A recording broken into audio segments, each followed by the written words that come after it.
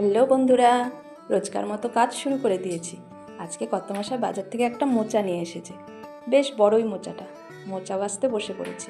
তোমরাই বলো, মোচা বাছতে কি কম সময় লাগে? আমার তো মনে হয় রান্নার থেকে জোগাড় করতেই বেশি সময় লাগে। একটা একটা করে সবজি কাটো, তারপর তার বাটনা করো, তারপর রান্না করো। আমি আগে সব জোগাড় করে নেই, তারপরে রান্না তুলে দিই। তো ডাল বসিয়ে দিয়েছি, মটর ডাল প্রেসারে সিটি মেরে নিলাম। কল্লা দিয়ে মটর ডাল করব। আবার রান্নার পরেও কত কাজ থাকে। রান্না করতে কি কম বাসন বের হয়? সেই বাসনগুলোকে মাজো, গ্যাস পরিষ্কার করো। যেহেতু ডালটা সেদ্ধ হয়ে গেছে, তাই ডালটাকে আগে সম্বরা দিয়ে নিলাম। আর একদিকে মোচাটাকে ভাপিয়ে নিয়েছি। ডাল হয়ে গেছে, ঘি গরম মশলা দিয়ে নামিয়ে নেব। নিরামিষ রান্না তো, একটু ঘি গরম মশলা না দিলে ভালো লাগে না। আমাদের নিরামিষ হলেই যেন ঝামেলা বেশি। ডালটা নামিয়ে নিয়ে কড়াই ধুয়ে ওই কড়াইয়ে তেল দিয়ে মোচাটাকে তুলে দেবো। আমার কর্তামশাই মোচার ঘন্ট খেতে খুব ভালোবাসে, বিশেষ করে গোবিন্দভোগ চাল দিয়ে।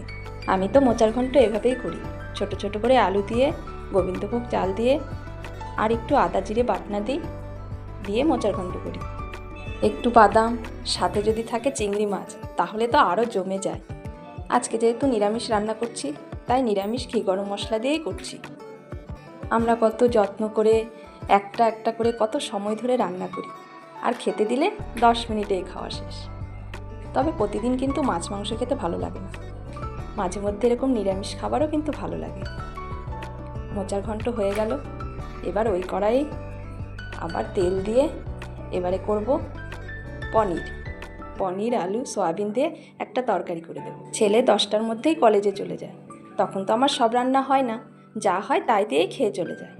আজকে যেহেতু কলেজ নেই, তাই রান্নার অত তাড়া নেই, ধীরে সুস্থেই রান্না করছি। সয়াবিনের তরকারিটা হয়ে গেলেই রান্না মোটামুটি হয়ে যাবে। তবে শেষ হবে না, যত কিছুই রান্না করো খাওয়ার সময় বড়া করতেই হবে।